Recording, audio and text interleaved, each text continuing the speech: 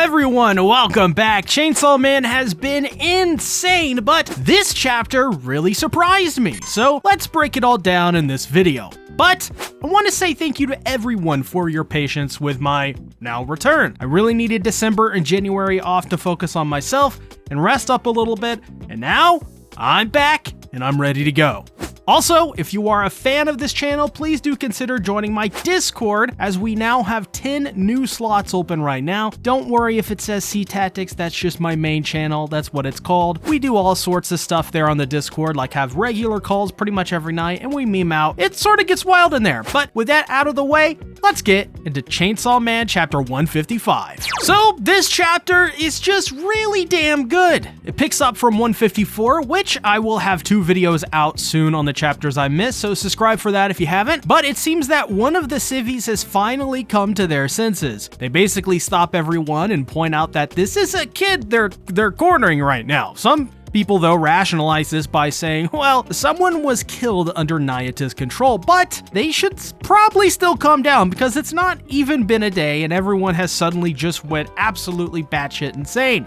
In a sense, it really is disgusting how humans can act when they feel threatened and feel they're in the right in any given situation. This kind of arrogance that killing this child, who, by the way, is indeed still a child, is right in the first place, for any reason really shows how messed up these people are, and quite frankly, I can't blame them for the way they feel, despite knowing what they want to do is abhorrent and should be condemned. I mean, think about it this way. They've been living year after year in an actual apocalypse scenario where devils and fiends exist, where it's normal to carry out the dead, dismembered bodies of men, women, and children, some of them family members, some of them lovers or friends. So when you consider what Nayuta is, which is a fiend/devil, it makes sense why these people would be hysterical. That being said, doesn't make it right, but they should have the wherewithal to know now that to kill an actual child, even if that child is with Chainsaw Man in some way,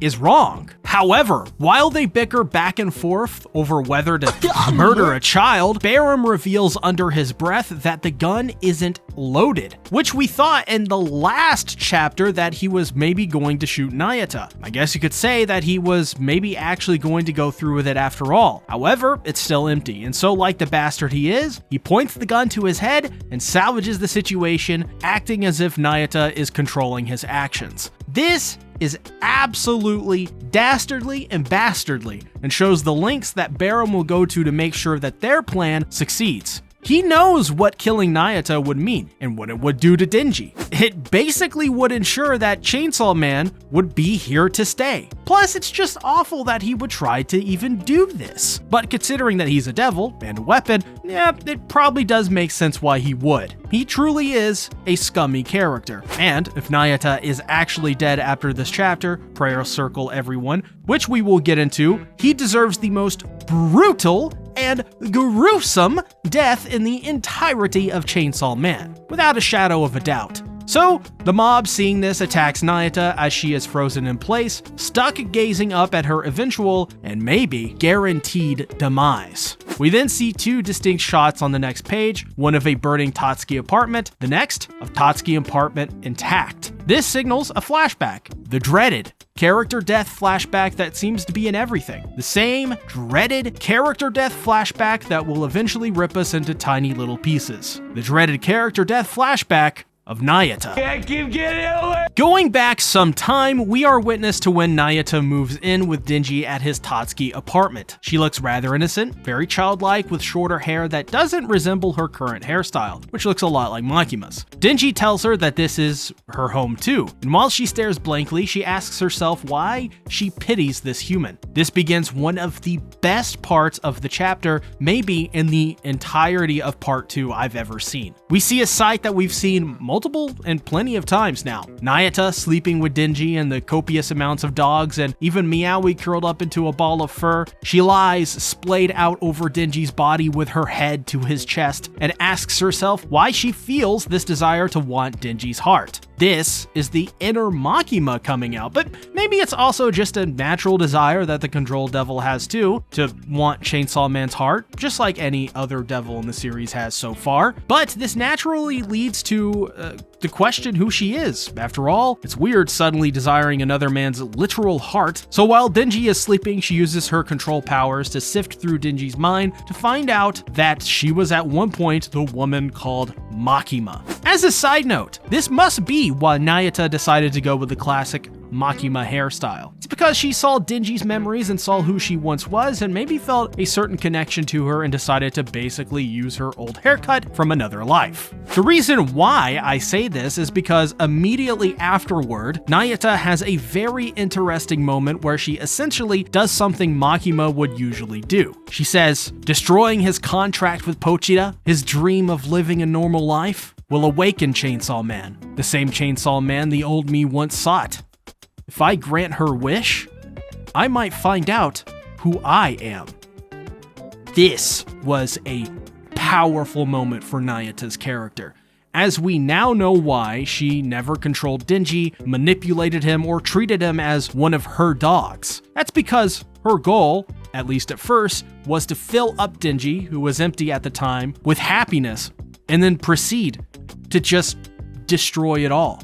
And that's exactly what we see. A happy home where Nayuta and Denji spend their time playing, brushing their teeth together, neglecting the placement of their shoes as they enter, stacking cards and placing a Chainsaw Man figure on top of it. What's really sad is we see drawings of Meowie by Nayuta showing the cat is happy, which means everyone is happy. This continues with Nayuta and Denji walking the dogs while Nayuta tries her hardest to control all of the dogs they have on leash. It's truly a serene and happy time for all of them involved. This is where we learn that Nayuta ultimately failed in her goal to destroy Denji because instead, she fell in love with the same happiness that she would bring to Denji. Denji became her home and her heart. One night, as they lay in bed together just talking, you can tell Nayuta is clearly in her Makima mode. She lists off the things that Denji is, but asks, who is she? Denji simply responds that, well, she is his family.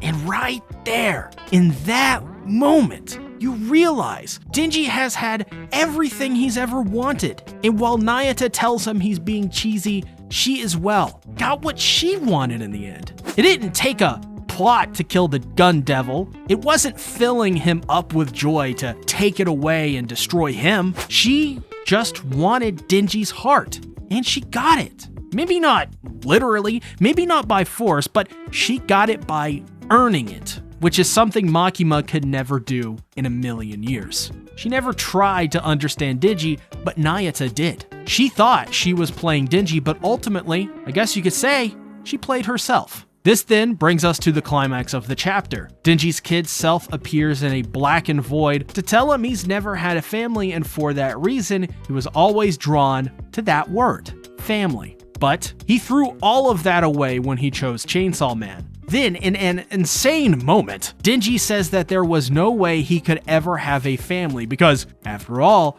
he killed his own dad. He then wakes up in a hospital bed to end the chapter in a really shocking twist and conclusion. So before we get into my theories on Denji's dad, I just want to remind you guys to share your thoughts on this chapter of Chainsaw Man. Drop a like and subscribe if you haven't already, as I'm looking forward to seeing what you guys have to say about the chapter down in the comments below, be it good or bad. The bombshell at the end of the chapter was extraordinary. At first, I thought maybe the father that Denji was talking about was the man who was collecting his father's debt, but then I realized I'm actually maybe kind of stupid and that can't be possible. So Denji basically actually did it. He killed his own father. And why?